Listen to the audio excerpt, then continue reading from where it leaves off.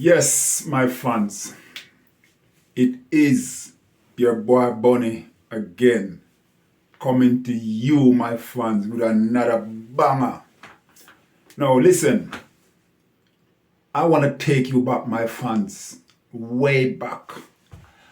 I was born in the 50s, but I want to take you even further back into my grandparents' days. Now, as I said, I was born in the 60s, and come and know my parents live in a wattle and dab house with grass roof. So the house was wattle, the roof was grass, and the flooring was board. So we have an under cellar. But I'm gonna even take you back further than that, my family, my fans. Because when I leave my mother and father house, I went to live with my grandparents. The room that we was living, it was wattle and dab, grass roof, but dirt floor. And even in my lifetime, when I start to have children, I can remember living in Jamaica where I built my own house, and the roof wasn't grass, it was zinc, but the floor was dirt. And what I do, I get the cardboard barrel and I cut them out and put them on the floor that we don't walk on the bare floor or the bare dirt. So, my fans, I am taking about this far because sometimes we don't remember where we're coming from in life. And yes, I am living in the UK right now. And, if I was to say I could forget my roots, but that is one thing I don't want to forget, where I am coming from. And I will forever tell my children about my growing up and my upbringing. Because life wasn't easy for me as a child. My parents wasn't rich, but them wasn't poor. They could afford to send us to school and do other things with us. But the lifestyle to do that, they have to minimize what they have coming in. So, as I said, my fans, the reason why our parents could afford to live the way they was living and the type of house that they was living in is that they could able to feed us and look after the family. Because I do believe that in the West Indies, we can go into the bush and we can cut down some tree, we can cut down some bamboo, and we can wattle up a house, we can cut some grass and cover the roof. But there's certain things that they have to buy where the funds wasn't there to facilitate that. And you could look back and say, all right, they do farming, they could cut a bunch of banana, they could pick breadfruit, they could do other things. But there is things like clothes that they have to buy. There is things like oil, sugar, and stuff that they have to buy, and to find money to send us to school and transportation for wherever they go. So we could still say that they could have do better, but at the same time, we never know the background of them and what type of life they was living. Although at those stage of life, the money was better than now. Because I remember as a child coming up, I steal some money from my parents.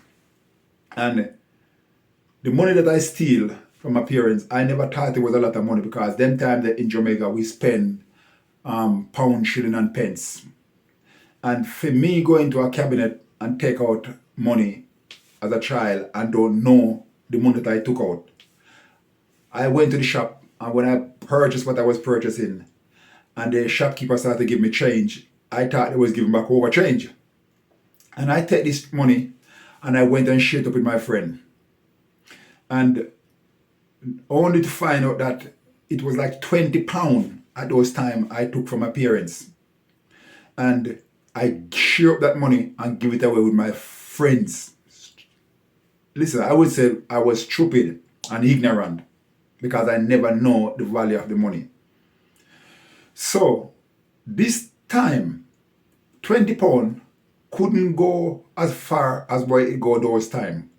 Because people is going to the supermarket, and if I even send £20, go give somebody from England right now, it couldn't last them no time because the money is so light.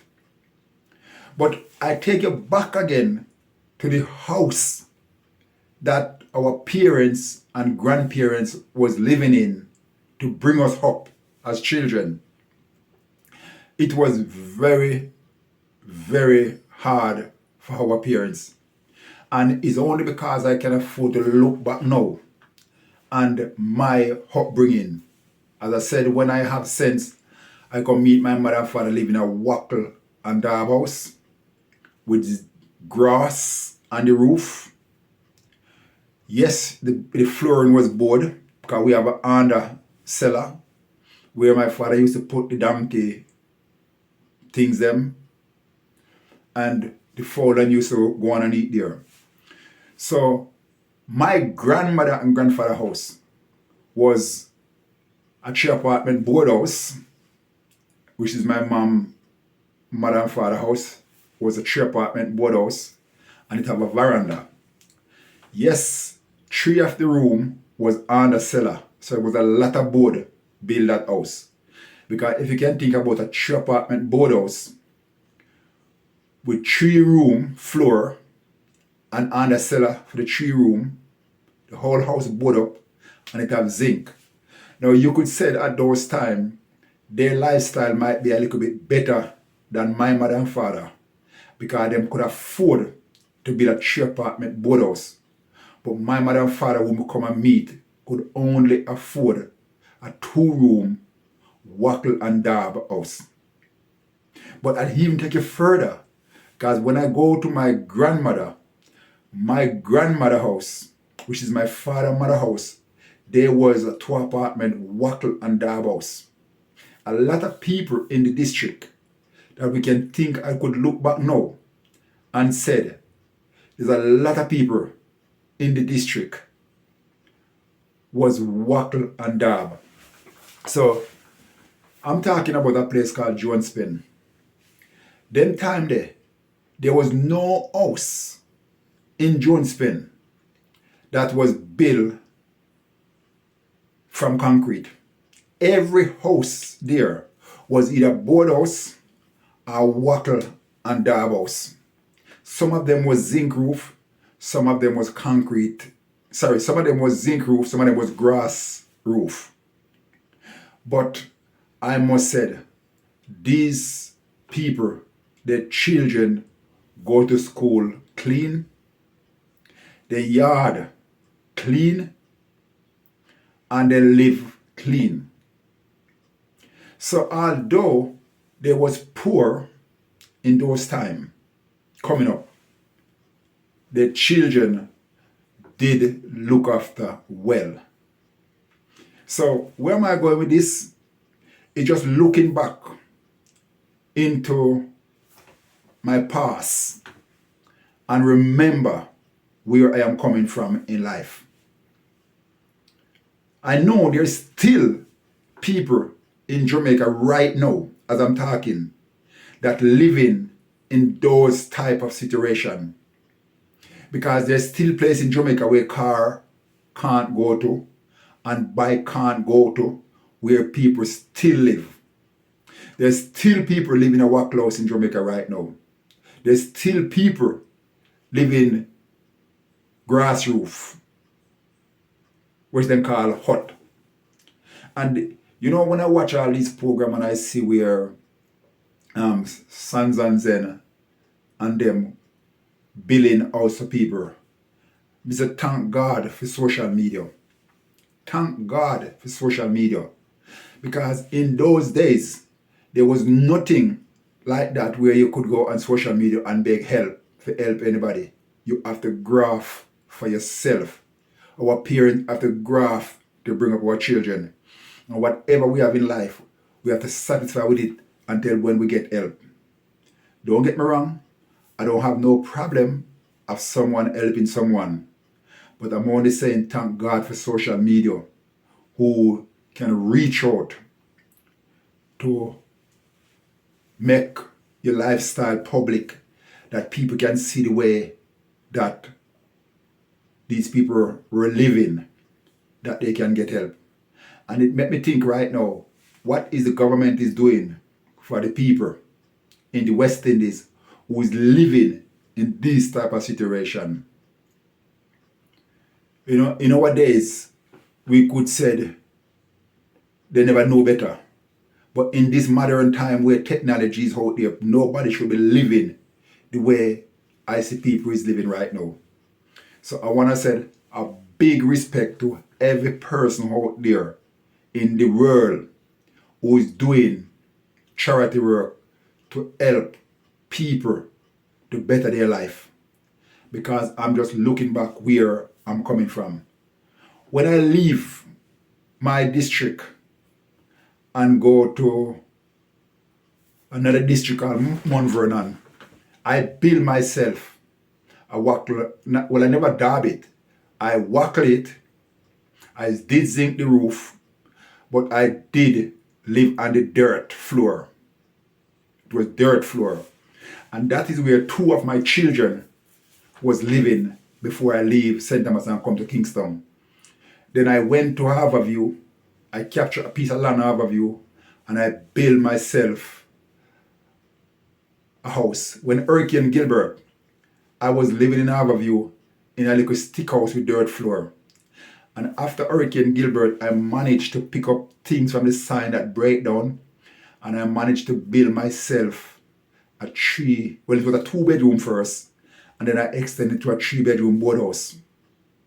I collect all type of things from a cement company, dump and all type of things to build that house. And that's where I leave my children and come to England. But I never give up there. I still managed to take my children them out of it and bring them come to the UK with me. So my friends, my fans, my viewers, my subscriber, I just want to let you know that life is not something that I come and find hand down to me. I have to graft very hard to reach where I reach in life. In spite of sickness and accident and everything that I've gone through. I come to the UK. I've been through sickness where I never worked for 9 years. I don't get a paycheck for 9 years because of sickness. But you know something? I managed to fight my way through. And now, here I am, still struggling with sickness because I can't work because of the situation that I'm in right now. But you know something? I'm giving God glory, honor, and praise. I'm thanking God for my life.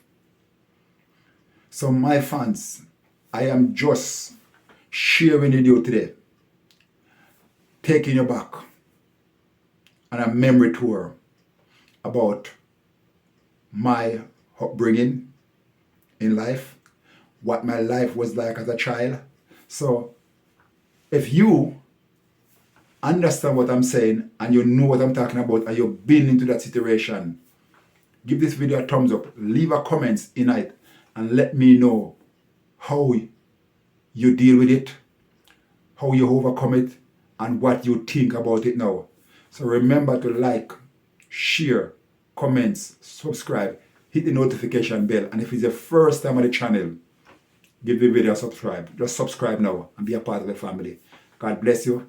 God keep you, and I catch you on the next video. This is your boy Bonnie, and I'm out. Peace and love. Bless up, bless up, bless up.